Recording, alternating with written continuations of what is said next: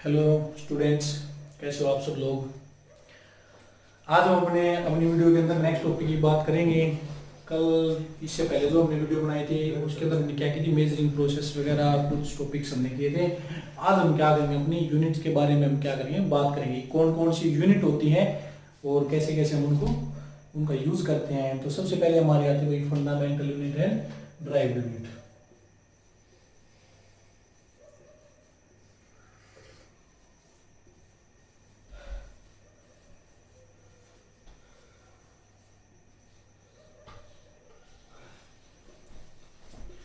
Fundamental unit and drive unit. अब इसके अंदर देखो, जो फंडामेंटल और ड्राइव यूनिट होती हैं वो क्या काम आती हैं। देखो भाई, पहले जब मेजरिंग प्रोसेस वाली वीडियो देखी थी तो उसके अंदर मैंने आपको बताया था कि हर चीज को मेजर करने के लिए एक फिक्स क्वांटिटी की जरूरत होती थी। ठीक है, तो उसी तरह जो हमारी फिक्स क्वांटिटी के अंदर जो भी हम मेजर करने के लिए जो भी यूनिट लेते थे, वो यूनिट हमारी कहाँ से आई है, उसको हमने किसी को फंडामेंटल नाम दिया, किसी को ड्राइव यूनिट का नाम दिया है। अब देखो, हमारे पास नेचर के अंदर बहुत सारी फिजिकल क्वांटिटीज होती हैं, हम सभी को अलग अलग मेजर नहीं कर सकते क्योंकि वो एक बहुत बड़ी वास्ट नंबर हो जाता है, उनका लार्ज नंबर हो जाता है। तो इसलिए हम क्या करते हैं, इन क्वांटिटीज को हमने कुछ स्पेशल टर्म के अंदर मेजर करने का फॉर्मूला बनाया। ठीक है, और कुछ यूनिट हमने उनके लिए स्पेशल यूनिट दी कि हम मोस्टली क्वांटिटीज को इन यूनिट के अंदर क्या करेंगे, मेजर करेंगे। तो वो हमारी क्या होगी भाई, सबसे ज्यादा जो दी थी, हम क्या करते थे कि मास, जितनी भी क्वांटिटी उनको हम किसमें करेंगे, मास, लेंथ एंड टाइम, यानी इनके इनके अकॉर्डिंग हम क्या करेंगे, चीजों को मेजर करेंगे। अब चीजों को इनके अकॉर्डिंग जब हम मेजर करेंगे तो इनकी कुछ यूनिट भी होनी चाहिए।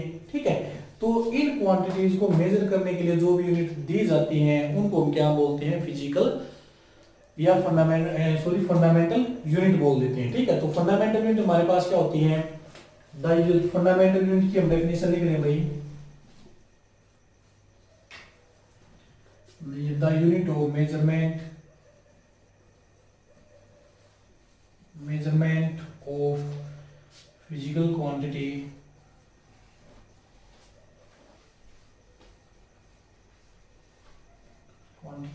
Of mass, length and time are called fundamental unit,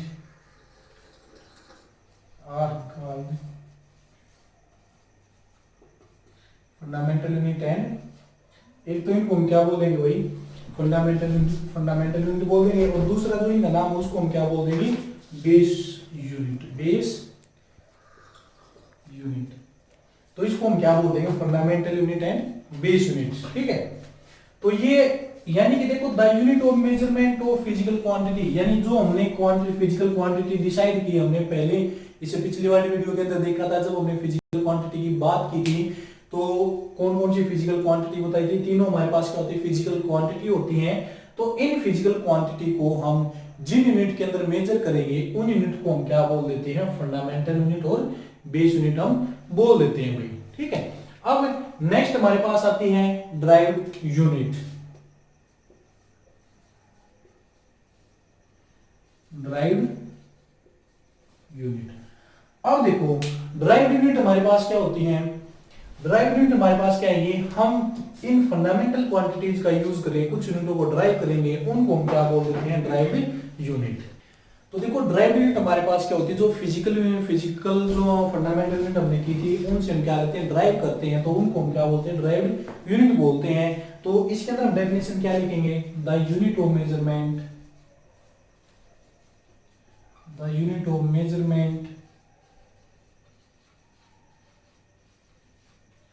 of, अब देखो, जो फिजिकल क्वांटिटीज को हमने बताई थी उसको तो नीचे मेजर कर दिया, ऑफ इसके लिए हम क्या बोले था, यूनिट ऑफ मेजरमेंट ऑफ, इसके अंदर आ जाए all other physical quantity, of all other physical quantity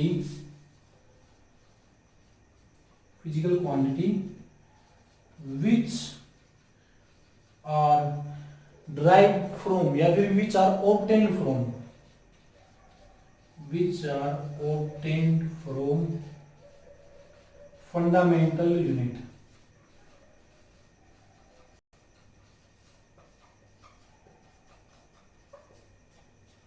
Fundamental unit are called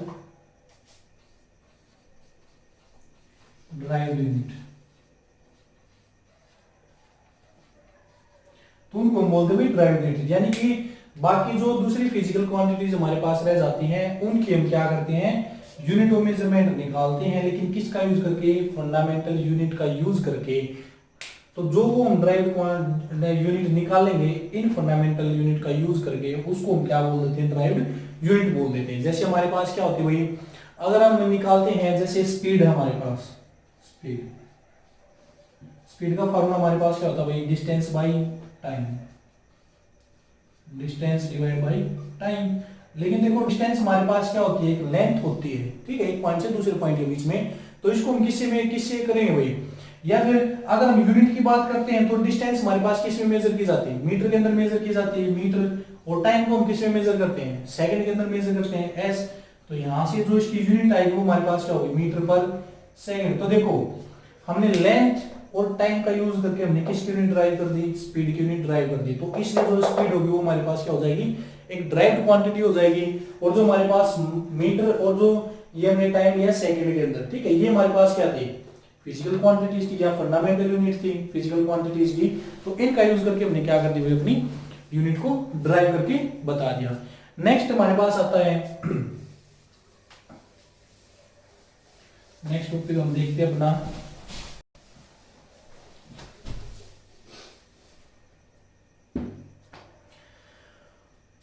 तो देखो भाई हमारे पास क्या है, एक सिस्टम, अगर हम इनकी बात करें, जैसे फंडामेंटल और ड्राइव्ड यूनिट, फंडामेंटल यूनिट और फिजिकल क्वांटिटी हमने बताई है और ड्राइव्ड यूनिट बताई है। तो अगर इसका हम क्या बनाते हैं, एक टेबल में आपको बना के दिखाता हूं। तो हमारे पास क्या होगी, एक तो हमारे पास फिजिकल क्वांटिटीज हम लिख देंगे, फिजिकल क्वांटिटी, एक हम उनकी लिख दें भाई फंडामेंटल यूनिट।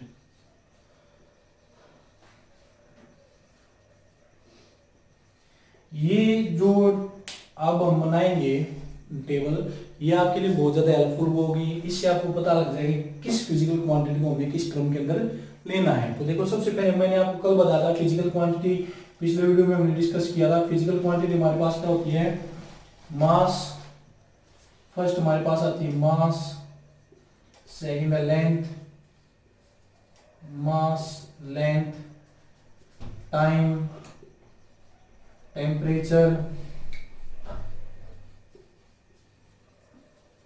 मास, length, time, temperature, electric current,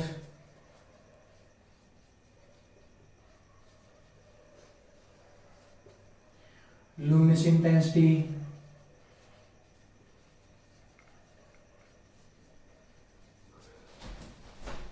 luminous intensity, और सेवंथ हमारे पास क्वांटिटी ऑफ मैटर।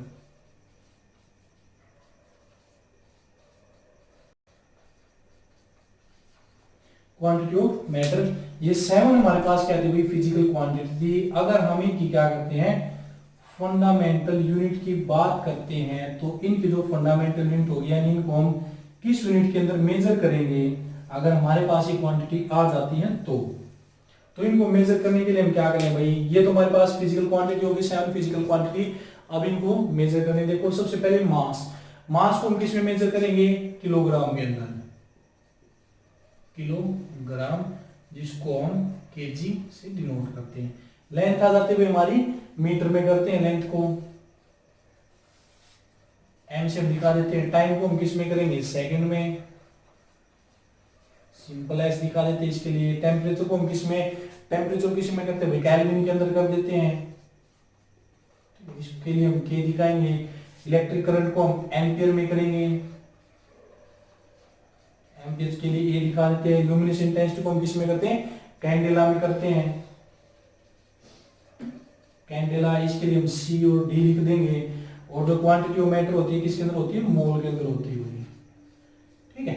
तो ये हमारे पास क्या होती है, कुछ फिजिकल क्वांटिटी थी और उनकी क्या थी, फंडामेंटल यूनिट थी, ठीक है। तो ये आपने ध्यान रखना है। अब देखो इसके अलावा हमारे पास क्या होती है, कुछ एक आधी और फिजिकल क्वांटिटी होती है। इसके अलावा अगर हम बात करते हैं तो एक हमारे पास क्या होती है, दो एंगल होते हुए हमारे पास, ठीक है। एक होता है प्लेन एंगल, प्लेन एंगल, और एक होता है हमारे पास सॉलिड एंगल। प्लेन एंगल और सॉलिड एंगल की अगर हम बात करते हैं तो प्लेन एंगल कहां पर आएगा और सॉलिड एंगल आपका कहां पर आएगा, ये आपने देखना है। अगर हम प्लेन एंगल की बात करते हैं तो प्लेन एंगल आपका किसके अंदर आता है, सर्कल के अंदर आता है, और वो किसके अंदर होता है, वही हमारे पास 2D के अंदर जाता है, ठीक है। तो प्लेन एंगल की हमारे पास ये हमारे पास कुछ एक एक्स्ट्रा सप्लीमेंट्री फिजिकल क्वांटिटी हम इनको बोल देते हैं जो हमने निकाली है। तो इसका हमारे पास क्या होगा, रेडियन के अंदर आ जाएगा, रेडियन, जिसके लिए हम क्या लिख देंगे, आर डी। आर डी इसके लिए या आर डी लिख दो या फिर आर ए डी लिख दो, आर ए डी हम इसके लिए लिख देते हैं, आर ए डी रेडियन। और जो हमारे पास सॉलिड एंगल आता है वो किसके अंदर चला जाता है, आपका 3D के अंदर चला जाता है। तो सॉलिड एंगल के अंदर हमारे पास जो इसकी फंडामेंटल यूनिट हो जाएगी वो आपकी क्या हो जाएगी, स्टेरेडियन हो जाएगी, स्टेरेडियन। तो इसके लिए आप क्या लिखोगे, इसके लिए हम क्या लिख देते हैं, एस आर लिख देते हैं, स्टेरेडियन, ठीक है। तो ये हमारे पास क्या होती हैं, कुछ ये फिजिकल क्वांटिटीज थी, ये क्या होंगी थी, फंडामेंटल यूनिट थी, जिनको हम इस टर्म के अंदर डिवाइड करें। अगर आपको कहीं पर मास दिख जाए तो उसको हम किलोग्राम में मेजर करेंगे, लेंथ दिख जाए तो मीटर में मेजर करेंगे, टाइम दिख जाए तो सेकंड में। इसी तरह जो भी इसकी फंडामेंटल यूनिट हम उनको उन्हीं के अंदर क्या करते चलेंगे, मेजर करते चलेंगे भाई, ठीक है। इससे आगे नेक्स्ट हमारे पास कुछ सिस्टम ऑफ यूनिट आते हैं, यानी कि जो ये फंडामेंटल फिजिकल और फंडामेंटल यूनिट हमारे पास आई है, फिजिकल क्वांटिटी हमने निकाले और उनकी फंडामेंटल यूनिट हमने ड्राइव की है, तो ये किस सिस्टम के अकॉर्डिंग हमने यहाँ पर लिखा है, कैसे कैसे हमने इनको निकाला है और इन्हीं को हमने चूज क्यों किया है, तो ये सारी चीजें हम इसके अंदर दिखाएंगे। तो किस तरह से हम इनकी आगे करके देखते हैं भाई किस तरह से आएंगे।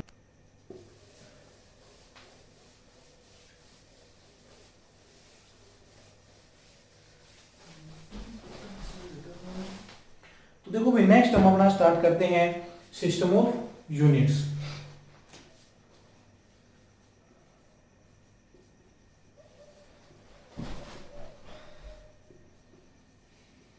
तो देखो बहुत सारे हमारे पास पहले क्या थे, जब चीजों को मेजर करना स्टार्ट किया गया तो स्टार्टिंग में हमारे पास क्या थे, बहुत सारे सिस्टम ऑफ यूनिट आए थे, लेकिन उनमें से कुछ ने से अच्छे से काम किया, लेकिन कुछ के अंदर हमें प्रॉब्लम भी हुई चीजों को मेजर करने में। तो फिर बाद में हमने किया गया, सिर्फ एक सिस्टम को सिलेक्ट किया गया था और उसी सिस्टम को हम आज तक फॉलो करके चल रहे हैं। तो देखो सबसे पहले हमारे पास क्या था भाई, एक सिस्टम आया था हमारे पास FPS सिस्टम,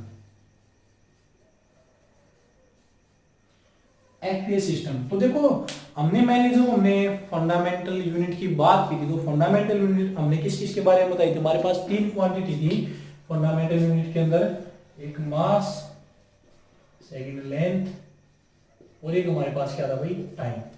तो ये हमारे पास तीन फिजिकल क्वांटिटीज थी जिनको हमने फंडामेंटल यूनिट के अंदर दिखाया था। तो यहां पर भी हम क्या करेंगे, जो भी हम सिस्टम ऑफ यूनिट दिखाएंगे उसके अंदर हम इन्हीं तीन चीजों को क्या करेंगे, मेजर करेंगे बार बार, लेकिन उन सभी का जो मेजरिंग मेथड होगा वो सभी के लिए क्या हो जाएगा, अलग अलग हो जाएगा, ठीक है। तो सबसे पहले अगर हम FPS सिस्टम की बात करते हैं तो F से हमारा क्या बनता है भाई, फुट बन जाता है, F से हमारा बनेगा फुट, और P से हमारा क्या बनेगा, पाउंड, P से बन जाएगा आपका पाउंड, और S से आपका क्या बनेगा भाई, सेकंड बन जाएगा, फुट पाउंड सेकंड। इसको हम फुट पाउंड सेकंड का भी सिस्टम का भी नाम दे सकते हैं। और जो ये FPS सिस्टम था ये किसने दिया था भाई, हमारे पास एक ब्रिटिश, जो हमारे ब्रिटिश इंजीनियर था उसने,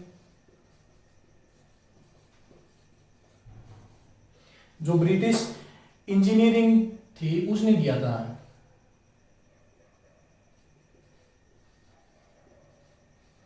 ब्रिटिश इंजीनियरिंग ने इस सिस्टम का नाम दिया था। इसके अंदर हमने क्या किया था कि जो मास था उसको हम किस में मेजर कर रहे थे, उसको मेजर कर रहे थे वही पाउंड के अंदर, मास को मेजर करेंगे पाउंड में, और लेंथ को किस में मेजर करेंगे, लेंथ को मेजर करेंगे वही फुट के अंदर, और टाइम को किस में मेजर करेंगे, हम टाइम को मेजर करेंगे सेकंड में।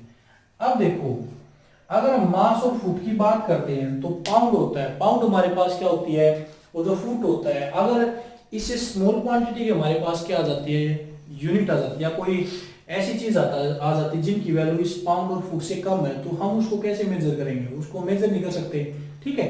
तो इसलिए इस सिस्टम को बाद में क्या कर दिया भाई, हटा दिया गया था, ठीक है। तो नेक्स्ट हमारे पास क्या था, इसके बाद हमारे पास कौन सा सिस्टम आया था, हमारे पास नेक्स्ट आया था भाई एक सीजीएस सिस्टम डी।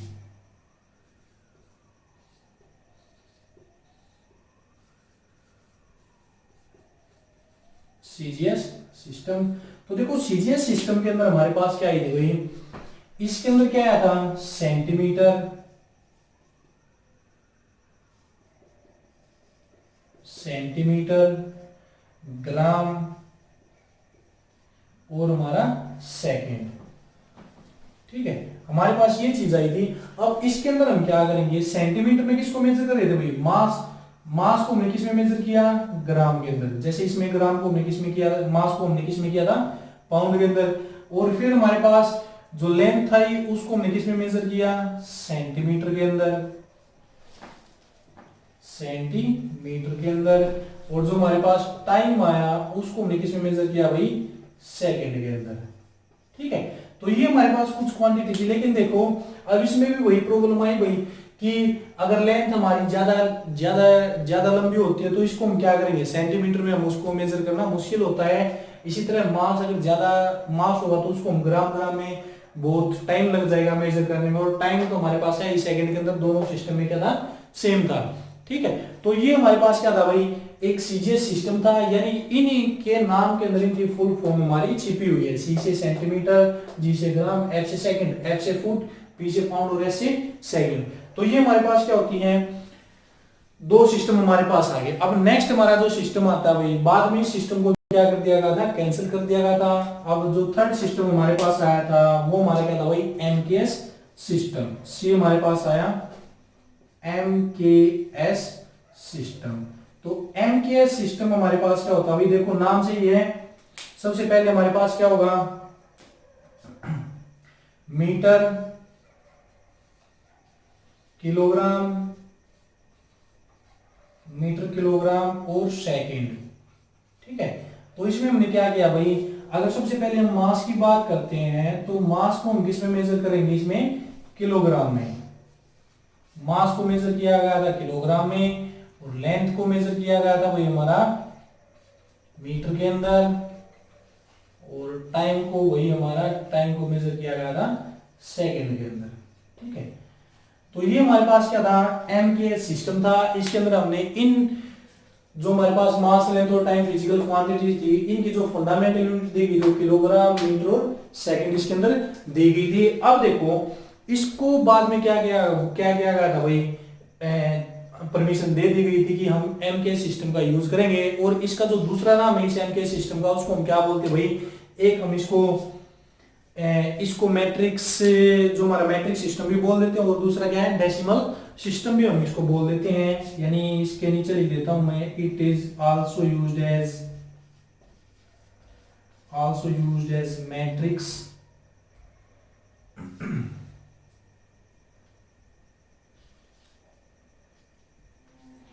तो लिखते हैं भाई डेसिमल, एक हमारा डेसिमल होता है, और सेकंड हम क्या क्या बताया था भाई हमने, इसका था मैट्रिक्स, सॉरी हाँ मैट्रिक्स ही था। It is also used as decimal, it is also known as, sorry कई बार कुछ चीजें हो जाती हैं कि माइंड हमारा कुछ ज्यादा चीजों को एक साथ सोच लेता, तो कुछ चीजें स्किप हो जाती हैं। It is also known as decimal and matrix system. तो आपने ये बात ध्यान रखनी है कि जो एमकेएस सिस्टम है, अगर आपको डेसिमल और मैट्रिक्स सिस्टम बोला जाता है तो आपका क्या होता है, एमकेएस सिस्टम ही होता है। इसको डेसिमल और मैट्रिक्स सिस्टम क्यों बोला गया था, क्योंकि इसके अंदर जब हमने क्या किया था भाई, चीजों को मेजर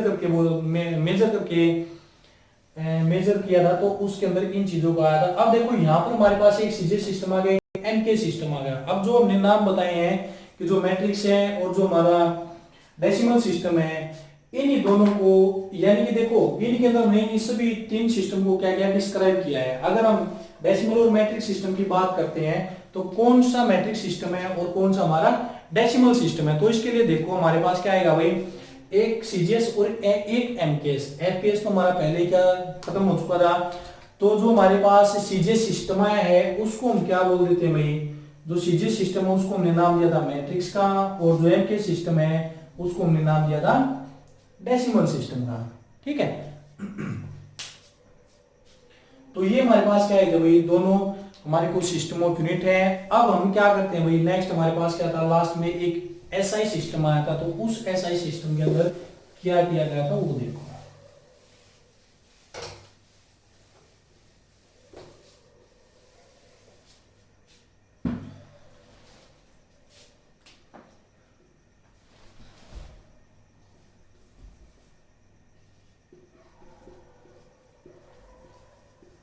एसआई सिस्टम, तो एसआई सिस्टम की जो फुल फॉर्म थी वो हमारे पास क्या आई थी, international system of unit. International system of unit हमने क्या रखा था भाई, इसका नाम रखा था। अब इस एसआई सिस्टम को हमने क्यों दिखाया था, क्योंकि देखो जो हमने तीन सिस्टम अब तक बताए थे यूनिट के, लेकिन हमें एक ऐसा सिस्टम चाहिए था जो हमारे देश के अंदर ना हो के पूरे वर्ल्ड के अंदर एक साथ इक्वल अमाउंट के अंदर या फिर इक्वल यूनिट के अंदर चीजों को क्या करें, मेजर करें। अगर वो हमारे देश तक ही रहता तो हमारे देश में अलग क्वांटिटी में मेजर करते, दूसरे देश में अलग क्वांटिटी में मेजर करते चीजों को, तो हमारा जो एक्सपोर्ट और इंपोर्ट है उसके अंदर क्या आती, प्रॉब्लम आती। तो इस तरह से हमने क्या बनाया, इंटरनेशनल सिस्टम ऑफ यूनिट बनाया गया था, जिसके अंदर पूरे वर्ल्ड के अंदर उन्हीं चीजों को हम उसी यूनिट के अंदर क्या कर रहे थे, मेजर कर रहे थे। तो एसआई सिस्टम हमने क्या बोला भाई, इंटरनेशनल सिस्टम ऑफ यूनिट। तो इसके अंदर हमारे पास क्या था, जो हमारा मास था उसको हमने किस में मेजर किया था भाई, मास को किलोग्राम के अंदर ही मेजर किया गया था। ठीक है। लेंथ को किस में मेजर किया गया था, लेंथ को मीटर के अंदर ही मेजर किया गया था। और जो टाइम है उसको हमने किसके अंदर मेजर किया था, उसको हमने सेकंड के अंदर ही मेजर किया था। यानी सिंपली हमारा क्या था, जो एमके सिस्टम था उसी को उसी को हमने किसका नाम दे दिया, एसआई सिस्टम का नाम दे दिया गया था। ठीक है। तो ये हमारे पास कुछ सिस्टम थे जिनको हमने अब तक दिखाया है। नेक्स्ट हम क्या करते हैं भाई, इस एसआई सिस्टम के क्या क्या एडवांटेज थे उसके बारे में हम पढ़ेंगे। नेक्स्ट हम क्या करते हैं भाई, एडवांटेज पढ़ते हैं इस एसआई सिस्टम के।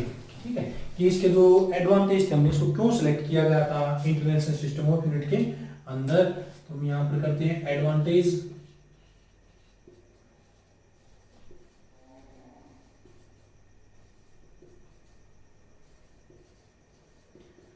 Advantages of SI system. तो देखो भाई, सबसे पहले हमारे पास क्या है इसका फर्स्ट एडवांटेज की बात करते हैं कि जो एसआई सिस्टम था वो हमारे पास क्या था, कोहेरेंट सिस्टम ऑफ यूनिट था। It is a coherent system of unit. Coherent system of unit के अंदर हमारे पास क्या चीज आती है, कोहेरेंट सिस्टम ऑफ यूनिट के अंदर हमारे पास आती है कि ये क्या होता है कि ये सिस्टम बेस्ड होता है हमारे पास एक certain set of fundamental unit के ऊपर। इसके अंदर लिख देता हूं, because it is based on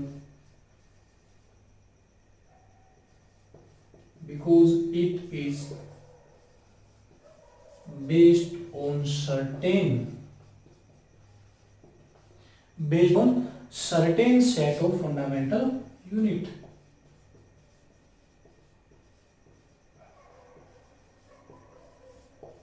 क्योंकि इसके अंदर देखो भाई फंडामेंटल यूनिट हमारे पास कौन सी थी, यानी जो मीटर, मास लेंथ और टाइम की जो फिजिकल क्वांटिटी उनकी यूनिट मीटर और किलोग्राम और सेकंड। ठीक है, तो इन सेट के ऊपर क्या था, बेस था, तो इसलिए हमने इसको क्या बोलते हैं, कोहेरेंट सिस्टम ऑफ यूनिट बोल दिया। सेकंड हमारे पास क्या था भाई, कि ये हमारे पास क्या होता है, एक रेशनल सिस्टम ऑफ यूनिट होता है। It is a rational system of unit. अब देखो इसके अंदर जो रेशनल सिस्टम ऑफ यूनिट होता है वो हमारे पास क्या होता है कि इसके अंदर जो हमारी एक यूनिट होती है उसका क्या होता है, एक पर्टिकुलर सिंबल होता है, ठीक है, या फिर उसकी एक पर्टिकुलर फिजिकल क्वांटिटी होती है जो यूनिट होगी, यानी इसके अंदर हम क्या बोल देंगे, इन यानी in this one unit in this one unit is assigned to a particular physical quantity.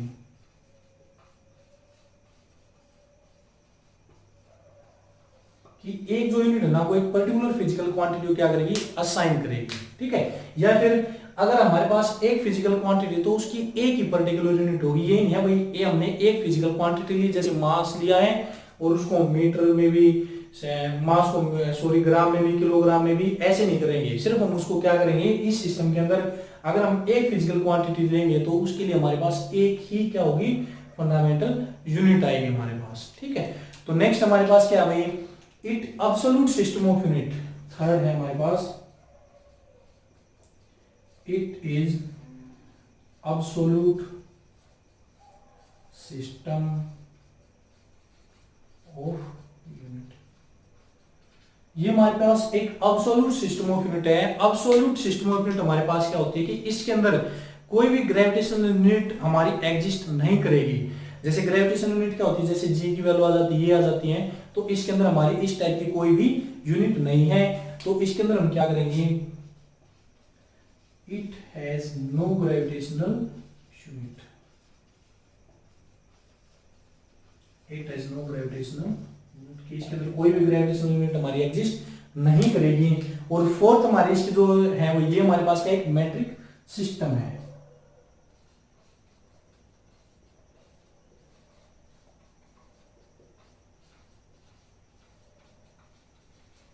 It is a matric system. अब देखो मैट्रिक सिस्टम के अंदर क्या होते हैं कि इसके अंदर जो भी हम मल्टीप्लाई करते हैं या सम मल्टीप्लाई करते हैं तो उसको हम किसकी पावर के अंदर लिख देते हैं, 10 की पावर के अंदर लिखेंगे, ठीक है। यानी कि मल्टीपल्स एंड सम मल्टीपल्स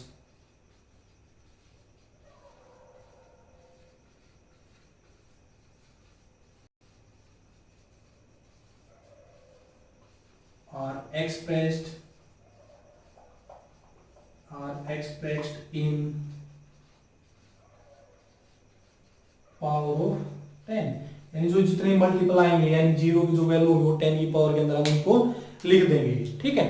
तो ये हमारे पास क्या था, कुछ हमारे पास क्वांटिटी थी। अब देखो इसके अंदर हमारे पास एक हमारे पास क्या था भाई, करंट था, इसके अंदर इलेक्ट्रिक करंट आया था, और एक हमारे पास इलेक्ट्रिक करंट की जो हमारे पास फंडामेंटल यूनिट थी वो हमारे पास क्या थी, एम्पियर थी। तो इसको और किसका नाम बोल देते हैं, जो हमारे पास एमके सिस्टम था, एमकेएस। अब देखो जो हमारे पास इलेक्ट्रिक करंट आया था, इलेक्ट्रिक करंट की जो फंडामेंटल यूनिट होती है वो एम्पियर होती है। तो वो इसके अंदर भी हमारे पास ये भी फिजिकल क्वांटिटी है। तो अगर हमारे पास करंट आ जाता है तो इसको इस सिस्टम को हम क्या बोल देते हैं, एमकेएस ए सिस्टम भी हम बोल देते हैं। लेकिन कब, जब हमारे पास हम किसकी बात करते हैं, इस सिस्टम के अंदर इलेक्ट्रिक करंट की बात करते हैं, ठीक है। तो ये हमारे पास क्या थे भाई, इसके एडवांटेज थे एसआई सिस्टम ऑफ यूनिट के। नेक्स्ट हमारे पास क्या होती है, कुछ ऐसी क्वांटिटी होती हैं जिनके अंदर हम क्या करेंगे, यूज करेंगे, जिनका किस तरह से यूज करेंगे उनका, जैसे हमारे पास लाइट ईयर आते हैं, एस्ट्रोनॉमिकल यूनिट आती हैं, ठीक है।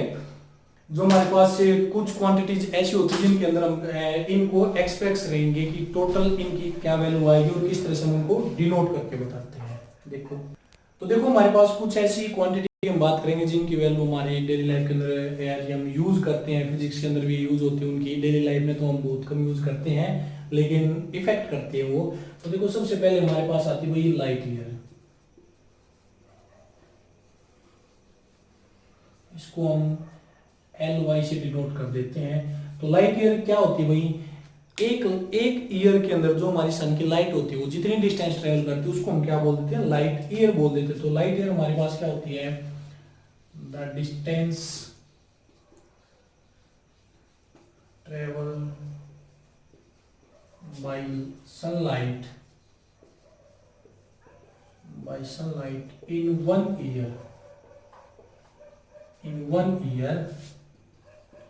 is called light year, ठीक है। तो लाइट ईयर अगर हम इसकी यूनिट देखते हैं भाई, या सॉरी इसकी जब हम वैल्यू देखते हैं कि जो 1 लाइट ईयर है वो किसके इक्वल होता है, तो 1 लाइट ईयर की वैल्यू हमारे पास आती है 9.46 इंटू 10 की पावर 15 मीटर, ठीक है। तो 10 की पावर 15 मीटर, ये वैल्यू आपको ध्यान रखनी है। ये वैल्यू कई बार पेपर के अंदर भी पूछ ली जाती है कि 1 लाइट ईयर की वैल्यू कितनी होती है, और ये बात आपने ध्यान रखनी है कि जो लाइट ईयर होता है वो किसके काम आता है भाई, for measuring distance,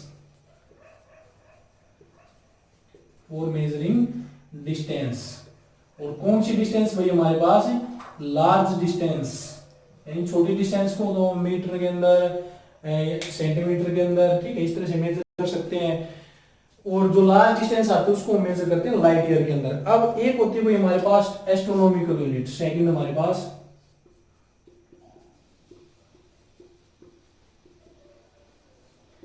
astronomical unit, जिसको हम किससे लिख देते हैं, ए यू से लिख देते हैं भाई, ये हमारे पास एस्ट्रोनॉमिकल यूनिट आती है। ये जो यूनिट होती है इसका भी हम यूज करते हैं for measuring large distance, it is also used for measuring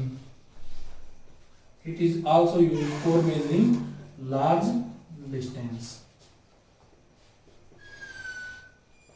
large distance को मेजर करने के काम आती है। और जो हम इसकी यूनिट देखते हैं 1 एस्ट्रोनॉमिकल यूनिट किसके बुलाते हैं हमारे पास, इसकी वैल्यू आती है 1.496 इंटू 10⁻11 मीटर, ठीक है। तो ये हमारे पास, इसको हम अप्रोक्सीमेटली कई बुक्स के अंदर ना इसको ऐसे लिख देते हैं 1.5 इंटू 10⁻11 मीटर, ठीक है, क्योंकि 1.496 ये 1.5 लिख देते हैं इसको। तो ये वैल्यू आपने ध्यान रखनी है, एस्ट्रोनॉमिकल यूनिट कि हमारे पास ये वैल्यू होती है। और एक हमारे पास क्या होती है भाई, थर्ड आती है पार्सेक आती है, पार्सेक, ठीक है। पार्सेक भी हमारे पास क्या होती है, एक ऐसी यूनिट होती है जिससे हम क्या करते हैं, लार्ज डिस्टेंस को मेजर करते हैं, यानी it is also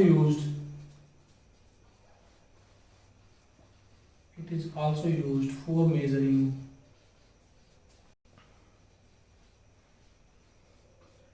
large distance, ठीक है। अगर हम इसकी वैल्यू देखते हैं तो जो 1 पार्सेक होता है, तो 1 पार्सेक हमारे पास इसकी वैल्यू कितनी आती है, 3.1 इंटू 10⁻16 मीटर, इसकी वैल्यू इतनी आती है हमारे पास, ठीक है। अब देखो जो तीनों जो डेफिनेशन बताई वो तीनों किसके काम आती है, डिस्टेंस को मेजर करने के काम आती है, लार्ज डिस्टेंस को मेजर करने के। तो अगर हम इन सब में से देखते हैं तो जो सबसे बड़ी यूनिट होती है वो हमारे पास किसके कौन सी होती है, तो देखो इन तीनों के अंदर मैं आपको क्या बताता हूँ, रिलेशन बता देता हूँ। ये वैल्यू आपने इन सभी की ध्यान रखनी है, याद रखनी है। तो देखो नेक्स्ट आता है हमारे पास है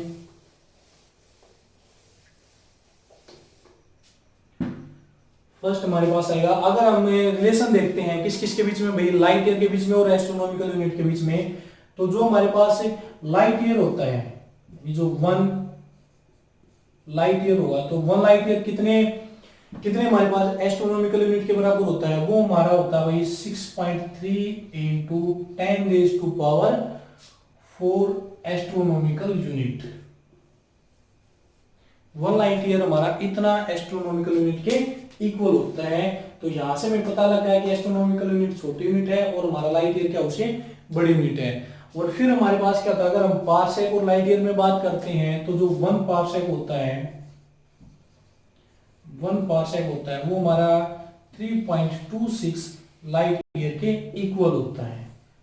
तो ये आपने ध्यान रखें। तो यहां से मैं क्या पता लगा भाई कि जो पार्सेक है वो सबसे बड़ी यूनिट है, फिर उससे छोटी हमारे पास क्या आती है, लाइट ईयर आ जाती है, और फिर उससे छोटी हमारी क्या आती है, एस्ट्रोनॉमिकल यूनिट आती है। कई बार पेपर में इन तीनों की कंपैरिजन भी पूछ लेते हैं कि तीनों में से सबसे ज्यादा बड़ी यूनिट कौन सी है, और इनकी वैल्यू भी आपने ध्यान रखनी है कि इतनी वैल्यू के अंदर ये चीजें हमारी आएंगी। अब हमारे पास क्या होती है, कुछ ऐसी क्वांटिटीज आती है भाई जिनकी वैल्यू आपको हेल्पफुल होती है एक चेंज करने में। जैसे हमारे पास क्या दे जाते भाई, जैसे 1 मिलीमीटर दे देते हैं, 1 मिलीमीटर, इसके अंदर इसको mm भी लिख देते हैं, mm मिलीमीटर। तो इसके अंदर हमारे पास कितने होते हैं भाई, 10 की पावर -3 मीटर होते हैं, ठीक है। मिली के अंदर 10 की पावर -3 मीटर होते हैं। फिर हमारे पास आ जाता है 1 माइक्रोन, बोल देते हैं इसको 1 माइक्रोन, इसको हम या माइक्रो भी बोल देते हैं, माइक्रोन बोल दो, माइक्रो बोल दो। और इसका जो सिंबल होता है, इसका सिंबल हम इससे दिखा देते हैं। चलो मैं पेन से इसको लिख देता हूँ ताकि आपको कोई कंफ्यूजन ना हो। इसको मैं ऐसे लिख देते हैं। और इसके अंदर कितने होते हैं भाई, 10 की पावर -6 मीटर होते हैं माइक्रोन के अंदर। फिर हमारे पास आती है नैनो के अंदर, नैनोमीटर, ठीक है। नैनोमीटर, इसको हम nm से लिख देते हैं। नैनोमीटर के अंदर कितने आते हैं, 10 की पावर -9 मीटर आते हैं। एक हमारे पास क्या आती है भाई, एंगस्ट्रॉम आ जाती है, 1 एंगस्ट्रॉम, 1 एंगस्ट्रॉम। इसका सिंबल हम ऐसे लिखते हैं, ए के ऊपर बिंदी लगा देते हैं। तो 1 एंगस्ट्रॉम के अंदर कितनी आती है भाई, एंगस्ट्रॉम के अंदर हमारी चली जाती है 10 की पावर -10 मीटर। और एक आता है हमारा फर्मी, फर्मी, फर्मी को हम लिख देते हैं FM, ठीक है। तो फर्मी के अंदर हमारी कितनी होती है भाई, 10 की पावर -15 मीटर। तो ये कुछ ऐसी क्वांटिटी होती है भाई जिनकी वैल्यू आपको ध्यान रखनी है। जब आप, जैसे आपको कोई क्वांटिटी दे देते हैं कि हमें दे दिया भाई 3 मिलीमीटर। अब देखो जो मिलीमीटर है वो हमारे पास कोई यूनिट तो नहीं है ना, जो हमारी सिस्टम के अकॉर्डिंग हमने यूनिट बताई थी वो मीटर के अंदर लेके जानी है। लेंथ मीटर के अंदर होती है, जो हमारा मास होता है वो किलोग्राम के अंदर होता है, टाइम होता है सेकंड के अंदर। तो इन तीनों के अंदर हमें इन क्वांटिटी को चेंज करना होता है। तो 3 मिलीमीटर दे दिए, तो मिलीमीटर के जब हम मीटर कन्वर्ट करेंगे तो इसको मिली के अंदर कितने होते हैं भाई, देखो 10 की पावर -3 मीटर होते हैं। तो 3 × 10⁻³ अब ये किसके अंदर कन्वर्ट हो जाती है, हमारी मीटर के अंदर कन्वर्ट हो जाती है। तो ये एग्जांपल था आपके लिए, ठीक है। तो इस तरह से ये चीजें आपकी इस तरह से एक क्वांटिटी को चेंज दूसरी क्वांटिटी में चेंज करने के लिए आपको हेल्प करती है, ठीक है। तो ये हमारे पास क्या थी, कुछ क्वांटिटीज थी जिनको हमने क्या दिया है, इनकी वैल्यू आपको बताई है जब हम इनको चेंज करेंगे एक से दूसरी क्वांटिटी के अंदर। तो देखो हमारे पास दो क्वांटिटी और बचती हैं। एक हमारे पास दो एंगल होते हैं, एक रेडियन होता है। फर्स्ट हमारे पास रेडियन की हम बात करते हैं। रेडियन, जो रेडियन को हम रेडियन हमारे पास क्या होता है, जो प्लेन एंगल होता है ना भाई, प्लेन एंगल होता है, उसको हम रेडियन के अंदर मेजर करते हैं। तो रेडियन देखो क्या होता है, अगर मैं आपको डायग्राम की हेल्प से समझाता हूं, तो ये हमारे पास एक एंगल सबटेंडेड होता है। तो it is the angle subtended, it is the angle subtended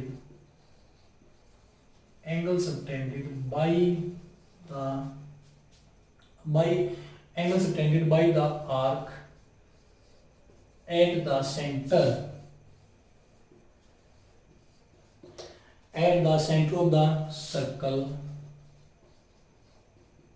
is equal in length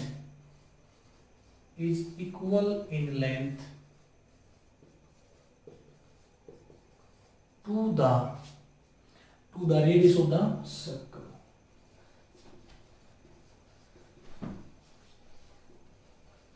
तो कोई इसके अंदर it is the angle subtended by the arc, यानी कि जो आर्क होगी जो एंगल सबटेंड करेगी at the centre of the circle is equal to the length of the circle, ठीक है। तो ये हमारे पास आएगी। तो इसका डायग्राम से मैं समझाता हूं। जैसे आपका हमने ये पॉइंट ले लिया O, अगर एक सर्कल हम इसका बनाते हैं और हम इसकी एक छोटी सी आर्क हमें जूम कर लेते हैं, ये आर्क हमने मान ली, इस आर्क का हमने क्या नाम रख दिया भाई, कोई भी हमने नाम रख दिया। तो ये हमने इसकी डिस्टेंस क्या मान ली, जैसे मान लिया A और B पॉइंट, हमने इस आर्क का नाम रख दिया। तो O से लेकर A जो इसकी रेडियस है सर्कल की हमने R मान ली, ठीक है। और यहाँ पर जो एंगल बनाता है ये हमारे पास क्या बनेगा, डी थीटा में एंगल बना दिया भाई। और जो आर्क की जो डिस्टेंस है वो हमने क्या मान ली, डी एक्स मान ली। तो यहाँ पर जो एंगल सबटेंडेड होगा डी थीटा, यानी हमने क्या बताया था, angle subtended by the arc at the centre of the circle is equal in length to the radius of the circle. तो हमारे पास क्या होगा, D S divided by R. तो ये किसके अंदर आ जाएगा, आपका रेडियन के अंदर आ जाएगा, रेडियन, ठीक है। तो ये आपने फॉर्मूला ध्यान रखना है। तो सिंपली हम इसको बोल सकते हैं, इसका फॉर्मूला आपको क्या याद रखना, angle is equal to arc divide by radius. ये हमारा फॉर्मूला आता है जब हम क्या करते हैं, इसको प्लेन एंगल को डिस्क्राइब करते हैं रेडियन के अंदर। तो एक हमारे पास क्या आता है भाई, स्टेडियन आता है। नेक्स्ट स्टेडियन आएगा जो किसके अंदर जाएगा, आपका सॉलिड एंगल के अंदर चला जाएगा।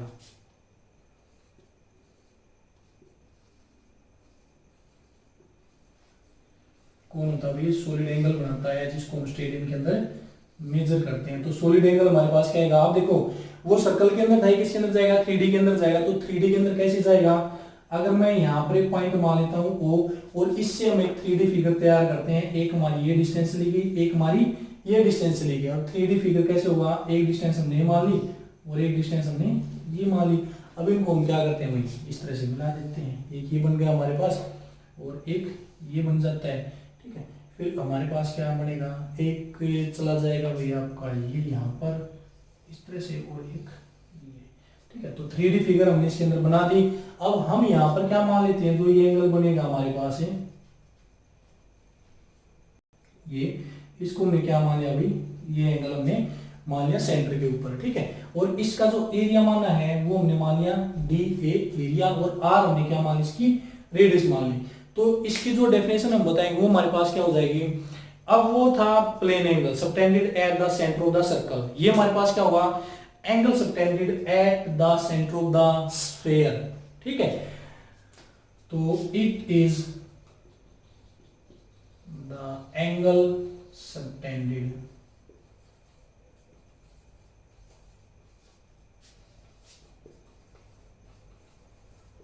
at the center of the sphere by n हम कोई भी एक आर्क मान लेते हैं, ठीक है। आर्क मान लो या कोई एक सरफेस मान लो, बाई एन सरफेस, क्योंकि आर्क हमने किसके अंदर दिखाई दी भाई, प्लेन एंगल के अंदर दिखा दी थी, बाई एनी सरफेस। तो क्या होगा, विच इज इक्वल टू,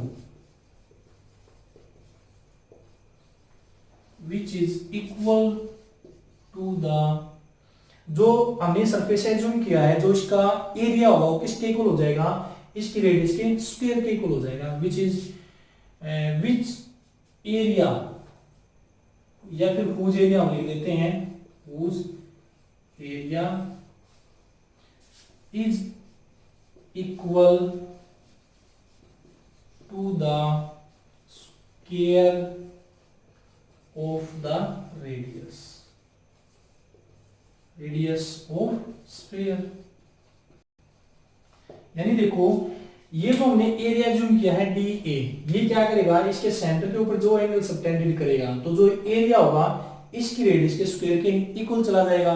तो यहां से अगर हम क्या करते हैं, इसका एंगल निकालते हैं वही, तो इसका हमारे पास क्या होगा, DA, जो हमने DA जो इसका एरिया माना है, DA डिवाइड बाई क्या हो जाएगा, R स्क्वायर। तो ये हमारे पास क्या होता है, सॉलिड एंगल होता है किसके अंदर, स्टेडियम के अंदर, जो हम इसको बताते हैं। तो ये क्या थे भाई हमारे आज के कुछ टॉपिक्स थे। तो हमारा कुछ टॉपिक है, देखो कुछ ऐसी चीजें होती जिनको हमें याद करने में थोड़ी मुश्किल होती, तो इनको सिंपल वे में मैंने आपको समझाया है, और तो आप इनको अच्छे से समझने की कोशिश करना। अगर आपको कोई प्रॉब्लम या कुछ अच्छी लगती है वीडियो, जैसा भी लगता है, तो आप कमेंट करें, मुझे जरूर बताएं, ताकि आपकी अगर कोई प्रॉब्लम हो या और कुछ भी बात हो तो हम उसको आसानी से सोल्व कर सकें, ठीक है। तो आज के लिए इतना ही, नेक्स्ट वीडियो का वेट